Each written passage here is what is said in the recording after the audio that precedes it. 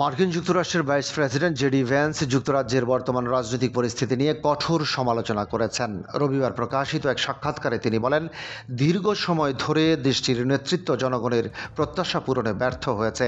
তার মতে, ব্রিটিশ রাজনীতিতে যে অস্থিরতা দেখা যাচ্ছে সেটি কেবল সাময়িক নয়, বরং এটি আরও গভীর এবং কাঠামোগত সমস্যার ইঙ্গিত বহন করছে।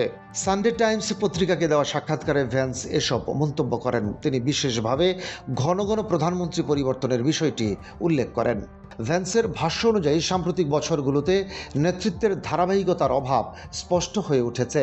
এটি দেশের রাজনৈতিক ব্যবস্থার একটি বড় দুর্বলতার প্রতিফলন বলেও তিনি মনে করেন। তিনি বলেন, গত কয়েক বছরে যুক্তরাজ্যে একের পর এক 6 জন প্রধানমন্ত্রী দায়িত্ব পালন করেছেন। এই পরিস্থিতি তাকে ভাবিয়ে তুলেছে। তার বিশ্বাস, এমন পরিস্থিতি ব্রিটিশ রাজনীতিতে গুরুতর সমস্যার অস্তিত্বেরই প্রমাণ।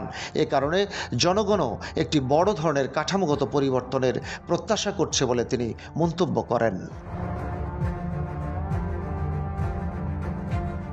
এদিকে প্রধানমন্ত্রী কিয়ার স্টারমার গত মাসে ঘোষণা দেন যে 2 বছর ক্ষমতায় থাকার পর তিনি পদত্যাগ করবেন। তার এই ঘোষণার ফলে 1 দশকের মধ্যে যুক্তরাজ্য 7ম প্রধানমন্ত্রীর অপেক্ষায় রয়েছে। স্টারমারের উত্তরসূরি কে হবেন তা নিয়েও আলোচনা চলছে। বর্তমানে একমাত্র প্রার্থী হিসেবে আইনি প্রণেতা অ্যান্ড্রি বার্নহামের নাম সামনে এসেছে। তাই তিনিই পরবর্তী প্রধানমন্ত্রী হবেন বলে ব্যাপকভাবে ধারণা করা হচ্ছে।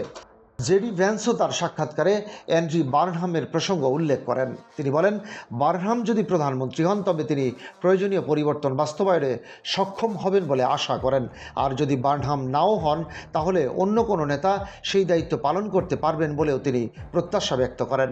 তার মতে, যিনিই দেশের নেতৃত্ব গ্রহণ করুন না কেন, তার প্রধান লক্ষ্য হওয়া উচিত যুক্তরাজ্যকে সঠিক পথে ফিরিয়ে আনা।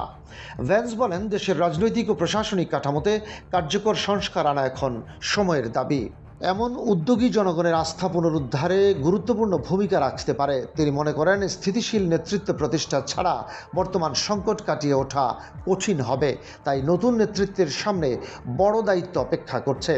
একই সঙ্গে তিনি আশা প্রকাশ করেন, ভবিষ্যতের প্রধানমন্ত্রী দেশের দীর্ঘমেয়াদী স্বার্থকে অগ্রাধিকার দেবেন এবং কার্যকর পদক্ষেপের মাধ্যমে যুক্তরাজ্যকে আবারও সঠিক ও স্থিতিশীল পথে এগিয়ে নিয়ে যাবেন।